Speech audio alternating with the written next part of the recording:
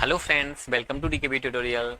Dear students, as you all know, I am teaching you the 11th class chemistry chapter, that is chemical bonding and molecular structures. In the previous videos, I have told you about resonance and many other topics. If you have not watched these videos, then please go back to the playlist and watch that video. In this video, I am going to tell you about a new topic, that is dipole. Dipole and dipole moment. What is dipole and what is dipole moment? In this video we are going to talk about these two topics. Okay, as you all know, let's take some example. I have one example of HCl, I have one example of ICl, and I have one example of chlorine. Okay, in these three compounds you can see there is a covalent bond. In one video, I have told you about the polarity of covalent bond. The covalent bond may be polar and the covalent bond may be non-polar. As we all know, electronegativity.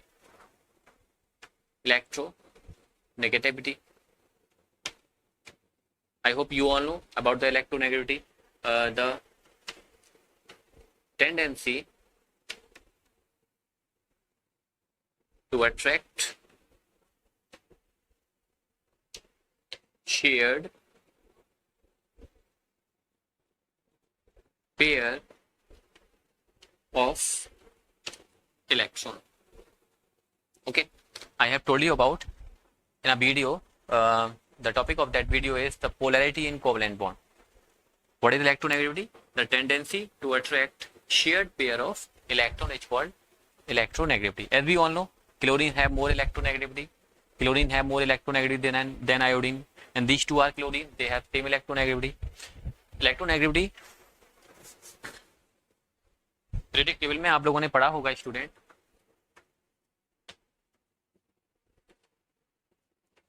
जो electronegativity होती है left to right चलने पर increase होती है और top to bottom चलने पर डिक्रीज होती है. Okay, electronegativity left to right चलने पर क्या होती है? इंक्रीज होती है, एंड टॉप टू बॉटम चलने पर डिक्रीज होती है. यहाँ पर 17 ग्रुप में कौन कौन रखा होता है? F, Cl, Br and I.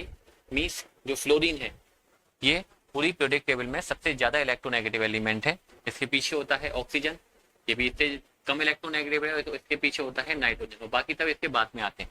Electronegativity के टर्म्स में सबसे ज्यादा इलेक्ट्रोनेगेटिव एलिमेंट कौन होता है? फ्लोरीन, उसके बाद ऑक्सीजन एंड देन नाइट्रोजन. तो थोड़ा इस बात को भी ध्यान रखिएगा कि इलेक्ट्रोनेगेटिविटी क्या होती है और पीरियोडिक टेबल में कैसे बढ़ती है और कैसे कम होती है.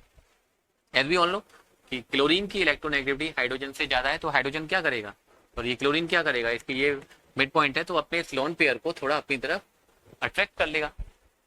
क्लोरीन लोन पेयर को नहीं, सॉरी, शेयर्ड पेयर को थोड़ा अपनी तरफ खींच लेगा, जिसकी वजह से इस पर क्या होगा? पार्शियली नेगेटिव चार्ज आएगा और इस पर पार्शियली पॉजिटिव चार्ज आएगा. यहाँ पर क्या होगा? क्लोरीन की इलेक्ट्रोनेगेटिविटी आयोडीन से तो ज्यादा होती है, इसलिए ये इलेक्ट्रॉनों को क्या करेगा? अपनी तरफ खींचेगा, जिससे इस पर पार्शियली नेगेटिव और इस पर पार्शियली पॉजिटिव. हम जानते हैं बच्चों कि जब भी कोई एटम इलेक्ट्रॉनों को लेता है तो उस पर नेगेटिव चार्ज आता है, और जब इलेक्ट्रॉन चले जाते हैं तो उस पर पॉजिटिव चार्ज आ जाता है.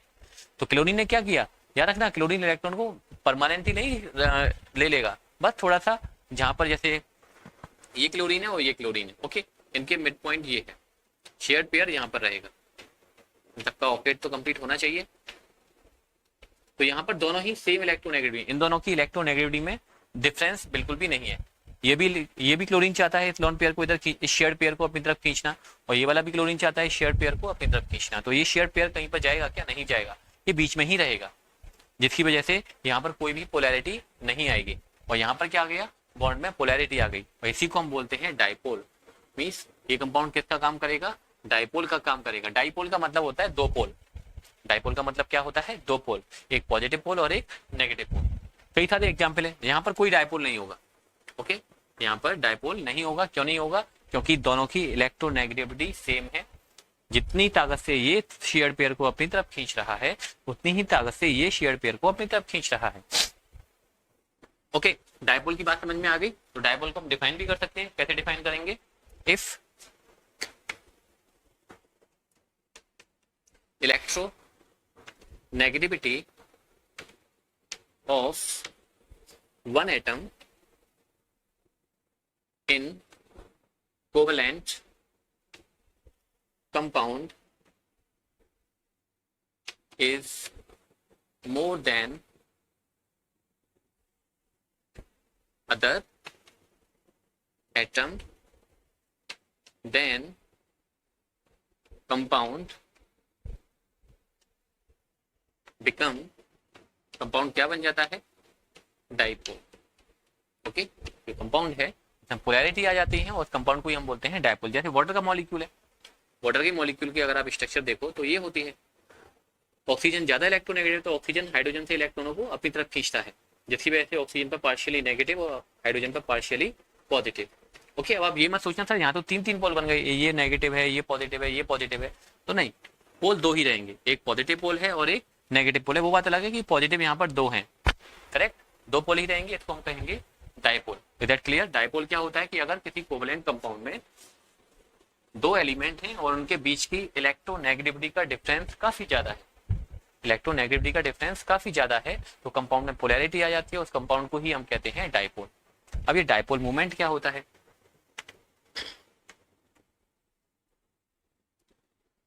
ओके, कोई भी डाइपोल होगा तो उसमें दो पोल होंगे, एक पॉजिटिव पोल होगा और एक स्टूडेंट नेगेटिव पोल होगा। इन दोनों के बीच का कोई ना कोई डिस्टेंस भी होगा, डेफिनेटली जो बॉन्ड लेंथ होगा, करेक्ट। दो पोल होंगे, मान लिया एक पर चार्ज है माइनस क्यू और एक पर चार्ज है प्लस क्यू, तो डाइपोल मूवमेंट होता है। डाइपोल मूवमेंट को हम माइक्रो से रिप्रेजेंट कर देते हैं, ये होता है मॉड्यूलस ऑफ क्यू। मॉड्यूलस का मतलब समझते हो आप लोग, हमें इसका सिर्फ और सिर्फ मैग्नीट्यूड लेना है, प्लस माइनस नहीं लेना है, चाहे कितना भी हो। ये चार्ज दोनों इक्वल होंगे, बस अंतर इतना रहेगा, एक प्लस का होगा और दूसरा माइनस का रहेगा। दोनों में याद रखिएगा चार्ज की क्वांटिटी इक्वल रहेगी, केवल नेचर अलग है, एक प्लस का चार्ज रहेगा और दूसरा माइनस का चार्ज रहेगा। तो डाइपोल मूवमेंट इक्वल क्या होता है, जो भी चार्ज है उसका मैग्नीट्यूड लेना है आप लोगों को, इनटू उन दोनों के बीच का जो डिस्टेंस है, करेक्ट।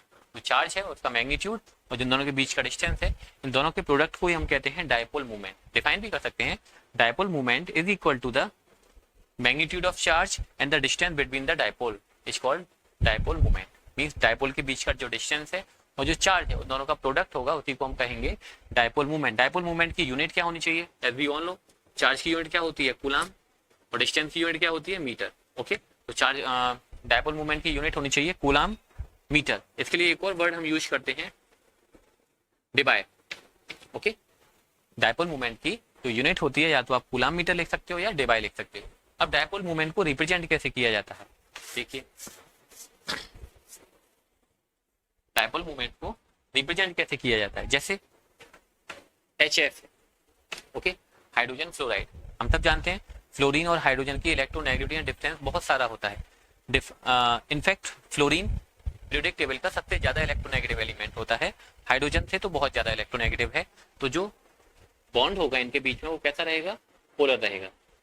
ओके, मींस फ्लोरीन इस शेयर्ड पेयर को अपनी तरफ अट्रैक्ट करेगा। तो डाइपोल को रिप्रेजेंट करने का तरीका ये है, जिधर इलेक्ट्रॉन अट्रैक्ट हो रहा है, ओके, आप उधर एरो दिखाएंगे तो इसकी जो टेल है, इसकी जो पूंछ है, उसको ऐसे कट कर देंगे। बात समझ में आ गई? जिधर डाइपोल मूव कर रहा है, जिधर इलेक्ट्रॉन मूव कर रहे हैं, उधर आप एरो दिखाएंगे और इसकी जो टेल है, पूंछ है, उसको आप कट कर देंगे। इस तरह से डाइपोल को दिखाने का तरीका, करेक्ट। अब डाइपोल सर कब जीरो होगा और कब जीरो नहीं होगा?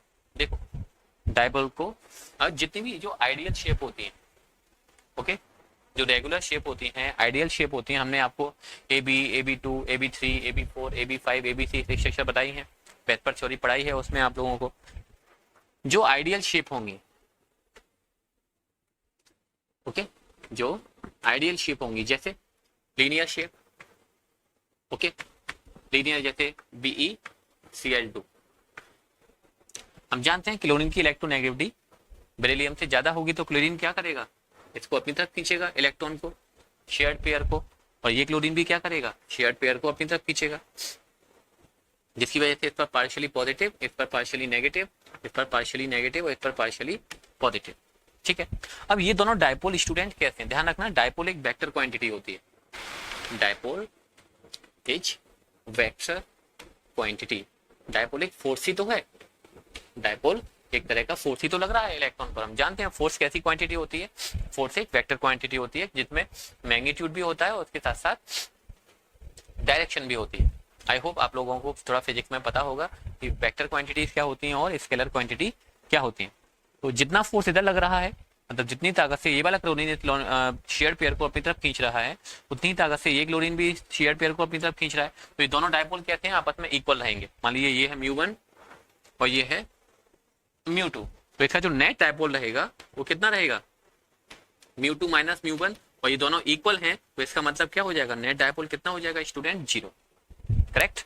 अगर ये दोनों डायपोल इक्वल रहेंगे, अगर हाँ यहाँ पर क्लोरीन की जगह पर कोई और एटम आ जाए, मान लीजिए यहाँ पर, चलो कोई और एग्जाम्पल लेते हैं, ये लीनियर है, लीनियर के बाद में कौन सा आता है, AB3 टाइप में ट्राइएंगुलर प्लेनर,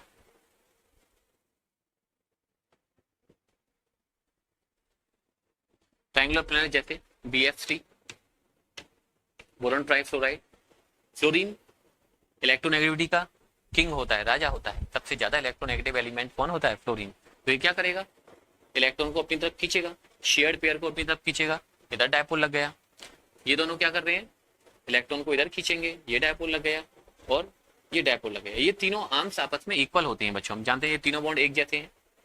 तीनों बॉन्डों में ना तो कोई बॉन्ड छोटा है ना ही कोई बॉन्ड बड़ा है, क्योंकि ये फ्लोरीन और ये फ्लोरीन और ये फ्लोरीन बिल्कुल एक जैसे हैं, इनमें कोई भी अंतर नहीं है। तो यहाँ पर भी नेट डायपोल जो रहेगा, नेट डायपोल मूवमेंट रहेगा, वो भी कितना रहेगा स्टूडेंट, 0 रहेगा। लेकिन अगर आप यहाँ पर फ्लोरीन को हटाकर कोई और एटम लगा दें, मान लीजिए आपने यहाँ पे हाइड्रोजन लगा दिया, तो ये तो इलेक्ट्रॉन खींच रहे हैं, ये भी इलेक्ट्रॉन खींच रहा है, लेकिन ये इस बार इलेक्ट्रॉन को नहीं खींचा, तो यहाँ पर जो नेट डायपोल रहेगा, जो नेट डायपोल रहेगा वो 0 नहीं रहेगा। ओके। अगर शेप आइडियल है, शेप आइडियल से मतलब क्या है मेरा कहने का, कि जब सारे बॉन्ड इक्वल लेंथ के हों, सारे एटम कैसे हैं, सेम हैं, तब उस केस में जो नेट डायपोल मूवमेंट रहेगा वो क्या रहेगा, 0 रहेगा। लेकिन अगर आइडियल शेप नहीं है, उस केस में नेट डायपोल 0 नहीं रहेगा। जैसे मीथेन का मॉलिक्यूल है CH4, हम जानते हैं CH4 का स्ट्रक्चर टेट्राहेड्रन होता है, हमने आप लोगों को बेहतर थ्योरी अच्छे से बताई है। अगर आप लोगों ने वो वीडियो नहीं देखा स्टूडेंट शेप वाला, तो पहले शेप वाले को वीडियो जरूर देख लीजिएगा, बहुत इंपॉर्टेंट वीडियो है। ओके, यहाँ पर देखिए ये हाइड्रोजन, ये हाइड्रोजन, ये हाइड्रोजन, ये हाइड्रोजन, चारों सेम है। तो ये चारों कुछ इस तरह से अरेंजमेंट होते हैं कि यहाँ पर जो इलेक्ट्रोनेगेटिव की डिफरेंस होता है, जो नेट डायपोल होता है, तो कितना रहेगा, 0 रहेगा। लेकिन अब वहीं पर मैं यहाँ पर चारों हाइड्रोजन की जगह पर एक क्लोरीन लगा दूं, ठीक है, ये हाइड्रोजन है, ये हाइड्रोजन है, ये हाइड्रोजन है, और ये क्या लगा दिया मैंने, क्लोरीन लगा दिया। अब यहाँ पर जो नेट डायपोल रहेगा वो 0 नहीं होगा। करेक्ट। तो अगर चारों बॉन्ड्स, मतलब कहने का ये है, शेप आइडियल होनी चाहिए, आइडियल से मतलब लीनियर हो, ट्राइगोनल प्लेनर हो, ट्राइंगुलर प्लेनर हो, टेट्राहेड्रल हो, ट्राइगोनल बाइपिरामिडल हो, ऑक्टाहेड्रल हो, तो वो कुछ इस तरह से अरेंजमेंट बना हुआ है कि नेट डायपोल 0 ही रहेगा। लेकिन उनमें भी कंडीशन है कि ये चारों जो बॉन्ड होने चाहिए और जो एटम होने चाहिए वो सेम होने चाहिए। अगर कोई एटम का डिफरेंस आ गया है, कोई दूसरा एटम आ गया है, तो फिर वहां पर नेट डायपोल 0 नहीं रहेगा। जैसे CCl4, फिर से वही बात, यहाँ पर चारों एटम एक जैसे हैं, देखिए ये बॉन्ड भी बराबर है, ये बॉन्ड भी बराबर है, ये बॉन्ड भी बराबर है, ये बॉन्ड भी बराबर है। इसका डायपोल इधर रहेगा, इसका डायपोल इधर रहेगा, इसका डायपोल इधर रहेगा, इसका डायपोल इधर रहेगा। क्लोरीन ज्यादा इलेक्ट्रोनेगेटिव है, इलेक्ट्रॉन को खींचेगा। मान लो ऊपर डायपोल लग रहा है μ1 और जो नीचे टोटल डायपोल है वो है μ2, तो नेट डायपोल यहाँ पर कितना रहेगा, कुछ इस तरह से अरेंजमेंट होते हैं कि टोटल डायपोल माइनस रहेगा, और जब दोनों डायपोल इक्वल रहेंगे तो क्या रहेगा, 0। ओके, क्योंकि जितना ऊपर खींचा जा रहा है उतनी ही ताकत से नीचे खींचा जा रहा है। ओके, यहाँ पर नेट डायपोल कितना रहेगा, 0। लेकिन यहाँ पर क्लोरीन की जगह पर मान लीजिए हम हाइड्रोजन लगा दें, ठीक है, क्लोरीन की जगह पर हमने क्या लगा दिया, हाइड्रोजन लगा दिया, तो अब नेट डायपोल 0 नहीं रहेगा। अब नेट डायपोल 0 नहीं रहेगा, चारों आर्म्स एक जैसे होने चाहिए, तब जाके नेट डायपोल 0 रहेगा। और भी देख सकते हैं, बेंजीन को आप जानते हो, पिछले वीडियो में हमने बेंजीन के बारे में आप लोगों से बात की है।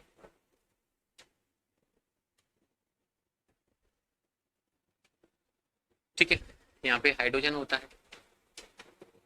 अगर हम यहाँ पर इस हाइड्रोजन को हटा दें और इस हाइड्रोजन की जगह पर एक क्लोरीन लगा दें, तो इस हाइड्रोजन को हटा दें, इस हाइड्रोजन को हटा के एक क्लोरीन लगा दें। क्लोरीन ज्यादा इलेक्ट्रोनेगेटिव होता है, क्लोरीन की इलेक्ट्रोनेगेटिविटी कार्बन से ज्यादा होती है, तो ये इलेक्ट्रॉनों को ऊपर खींचेगा, डायपोल का डायरेक्शन ये रहेगा, ये इलेक्ट्रॉन को नीचे रहेगा, डायपोल का डायरेक्शन ये रहेगा। तो देखो एक डायपोल ऊपर लग रहा है और दूसरा डायपोल नीचे लग रहा है, ये दोनों आपस में इक्वल है क्योंकि यहाँ भी कार्बन क्लोरीन है और यहाँ भी कार्बन क्लोरीन है। हाँ, अगर आप कार्बन क्लोरीन की जगह पर आप यहाँ पे फ्लोरीन लगा दोगे तो नेट डायपोल अब 0 नहीं रहेगा।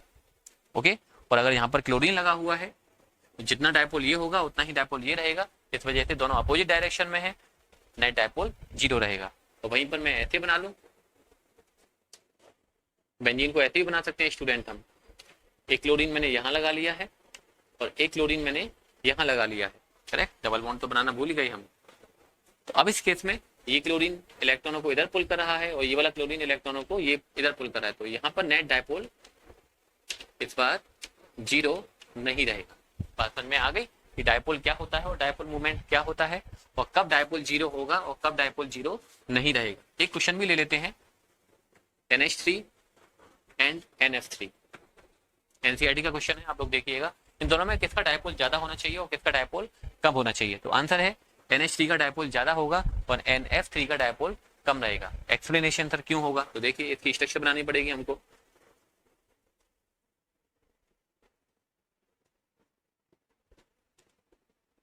इसकी जो स्ट्रक्चर है वो कैसी है, पिरामिडल। ओके, NF3 में भी सेम रहेगा, टेट्राहेड्रल स्ट्रक्चर है, एक लोन पेयर आ रहा है तो स्ट्रक्चर हो जाएगा पिरामिडल। ठीक है, यहाँ पर हम जानते हैं स्टूडेंट नाइट्रोजन की इलेक्ट्रोनेगेटिविटी हाइड्रोजन से ज्यादा है, तो नेट डायपोल यहाँ पर नाइट्रोजन शेयर्ड पेयर को अपनी तरफ पुल करेगा, करेक्ट। जिधर इलेक्ट्रॉन का मूवमेंट होगा एरो उधर ही दिखाना है। ये लोन पेयर ऊपर की तरफ पुल हो रहा है, करेक्ट। मान लीजिए ये है μ1 और इन तीनों का जो नेट डायपोल है वो है μ2, तो यहाँ पर जो नेट डायपोल रहेगा, ओके, नेट डायपोल रहेगा वो कितना रहेगा, μ1 प्लस μ2, क्योंकि पूरे के पूरे डायपोल की डायरेक्शन सेम है। ये भी तीनों उधर लग रहे हैं और ये भी तीनों उधर लग रहे हैं। यहाँ पर देखें, हम जानते हैं फ्लोरीन इलेक्ट्रोनेगेटिविटी सबसे ज्यादा होती है, तो ये इलेक्ट्रॉनों का जो शेयर्ड पेयर है अपनी तरफ पुल करेगा, करेक्ट। ये इलेक्ट्रॉनों का अपनी तरफ पुल करेगा। ये डायपोल ऊपर ही लग रहा है, मान लीजिए ये डायपोल μ1 है और इनका डायपोल टोटल μ2 है, तो यहाँ पर जो नेट डायपोल रहेगा वो कितना रहेगा, μ1 माइनस μ2, करेक्ट, क्योंकि एक डायपोल की डायरेक्शन ऊपर है और दूसरे डायपोल की डायरेक्शन नीचे है। तो किसका डायपोल ज्यादा होना चाहिए, डेफिनेटली NH3 का डायपोल ज्यादा होना चाहिए और NF3 का डायपोल कम होना चाहिए। आई होप आप लोगों को समझ में आया होगा स्टूडेंट कि डायपोल क्या होता है और डायपोल मूवमेंट क्या होता है, डायपोल कब 0 होगा और डायपोल कब 0 नहीं होगा। अगर कोई होमो डाइएटोमिक मॉलिक्यूल है, होमो डाइएटोमिक मॉलिक्यूल है, होमो डाइएटोमिक मॉलिक्यूल का मतलब समझते हैं, होमो मतलब सेम होना चाहिए, जैसे क्लोरीन है और क्लोरीन है, तो यहाँ पर भी डायपोल मूवमेंट कितना रहेगा, 0 है। ओके, F2 है, फ्लोरीन है, यहाँ पर भी डायपोल मूवमेंट कितना रहेगा, 0 रहेगा। बात समझ में आ गई डियर स्टूडेंट। हम आपसे एक क्वेश्चन पूछते हैं, आप लोगों को ये बताना है कि डायपोल मूवमेंट अगर कोई ऑक्टाहेड्रल कंपाउंड हो हमारे पास में, जैसे AB6 टाइप में होता है, ओके, हमने आप लोगों को शेप के बारे में अच्छे से बताया था स्टूडेंट, ओके। कोई भी आइडियल शेप हो, अब चलो इसका आंसर भी हम ही बता देते हैं, तुम भी क्या याद रखोगे। कोई भी आइडियल शेप है, अगर ये सारे एटम एक जैसे हैं, करेक्ट, ये सारे एटम एक जैसे हैं, चाहे क्लोरीन ब्रोमीन कुछ भी है, तो यहाँ पर भी डायपोल मूवमेंट कितना रहेगा dear student, 0, correct. Octahedral, trigonal, bipyramidal कोई भी है, अगर रेगुलर शेप है, सिमेट्रिकल शेप है, तो डायपोल मूवमेंट 0 ही रहेगा।